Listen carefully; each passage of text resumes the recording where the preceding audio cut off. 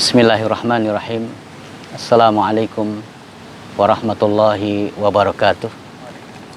Innal hamdalillah nahmaduhu wa nasta'inuhu wa nastaghfiruh wa na'udzu billahi min syururi anfusina wa min sayyiati a'malina. May yahdihillahu fala mudhillalah wa may yudlil fala hadiyalah. Wa asyhadu an la ilaha illallah wahdahu la syarikalah wa asyhadu anna Muhammadan abduhu wa rasuluh. Allahumma salli wa sallim wa barik ala nabiyyina Muhammadin wa ala alihi wa ashabihi wa man tabi'ahum bi ihsani ila yaumiddin. Amma ba'd. Ikhwa fillah, saudara-saudaraku sekalian yang saya muliakan, alhamdulillah, segala puji hanya milik Allah Rabbul Alamin. Salawat serta salam semoga tercurahkan kepada Nabi kita, Nabi Muhammad sallallahu alaihi wa alihi wasallam, beserta keluarganya, para sahabatnya, dan kita umatnya yang senantiasa patuh dan taat kepada ajaran-ajarannya.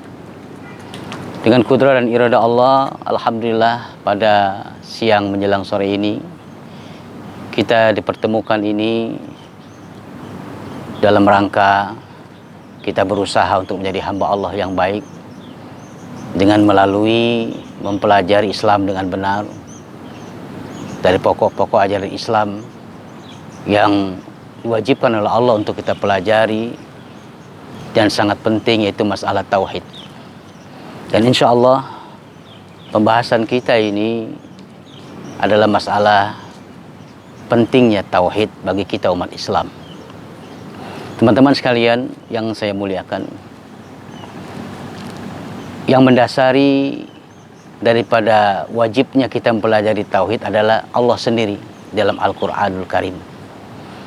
Kalau kita lihat dalam surat Muhammad ayat 19, Allah menyatakan, fa'lam annahu la ilaha illallah.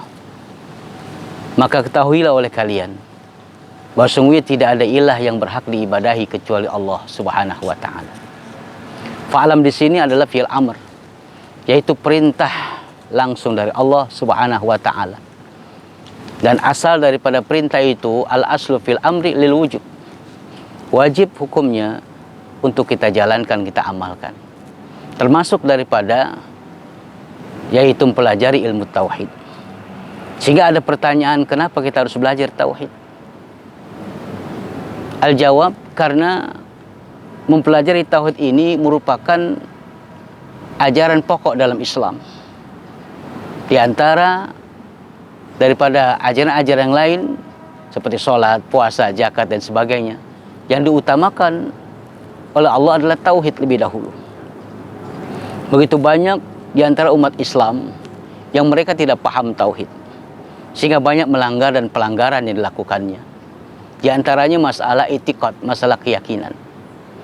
Kalau zaman jahiliyah dulu, di zaman para nabi dan rasul Allah yang diutus oleh Allah, mereka ini diturunkan, diutus oleh Allah rasul pada mereka dikarenakan mereka sudah keluar dari fitrahnya. Mereka sudah tidak mau lagi beribadah kepada Tuhan yang menciptakan dia. Yang mereka sembah bukan Allah tapi berhala, yang mereka bikin sendiri berhala tersebut dan mereka sembah. Ini dimulai dari zaman Nabi Nuh alaihissalam, di mana Nabi Nuh alaihissalam diutus oleh Allah, dan juga para nabi dan rasul Allah semuanya, termasuk Nabi kita Muhammad sallallahu alaihi wasallam, adalah untuk mengislahkan daripada akidah, memperbaiki akidah dan tauhid manusia pada saat itu. Sebenarnya dalam Al-Quran, dalam hadis qudsi, Allah Subhanahu wa taala menjelaskan, khalaqtu ibadiya hunafa. Allah menciptakan manusia itu dalam keadaan lurus. Hunafa di sini dalam keadaan cenderung kepada kebaikan, cenderung kepada kebenaran, dan juga mereka sudah mengimani dan mereka sudah mengadakan perjanjian kepada Allah Subhanahu wa taala untuk beribadah kepada Allah. Kalau kita lihat dalam Al-Quran, dalam suratul A'raf, di mana Allah Subhanahu wa taala menjelaskan bahwa seluruh manusia bakal cikal manusia sudah mengakui akan keesaan Allah, sudah mengakui akan kebenaran Allah, bahwa Allah la ilahul haq, Tuhan yang sebenarnya yang berhak diibadahi oleh seluruh manusia. Oleh karena itu, kenapa manusia banyak yang menyimpang dan keluar dari fitrahnya? Karena Allah katakan fastalathum syayatin, karena setanlah yang menghalangi mereka untuk beribadah kepada Allah. Karena setanlah yang menghalangi mereka untuk mendekatkan diri dan beribadah hanya kepada Allah. Oleh karena itulah Allah mengutus para nabi dan rasul Allah di tengah-tengah manusia untuk kembali kepada tauhid. Di mana Allah Subhanahu wa taala berfirman, "Walaqad ba'atsna fi kulli ummatin rasulan an i'budullaha wajtanibut taghut." Allah katakan, sungguh kami telah mengutus setiap umat itu seorang rasul. Di mana Allah berikan kepercayaan kepada para nabi dan rasul Allah untuk mengajak kembali mereka ani abudullah, agar mereka beribadah kepada Allah dan menjauhi tagut. Beribadah dalam arti mentauhidkan Allah Subhanahu wa taala.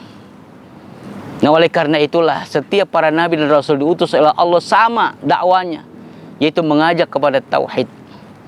Dan para nabi semuanya itu, mereka ini adalah ikhwan, saudara, bersaudara min alati, satu bapak, yaitu Nabi Adam alaihissalam. Wa ummuha, mereka memiliki ibu-ibu yang setta, yang berbeda. Tapi wadinuhum wahid, agama mereka satu, yaitu Islam, agama tauhid. Oleh karena itulah Allah Subhanahu wa taala mengutus para nabi dan rasul untuk mengajak mereka kembali pada tauhid dan menjauhi tagut. Apa itu tagut? Kullu ma ubida min dunillah, yaitu setiap apa yang diibadahi selain Allah itu tagut namanya.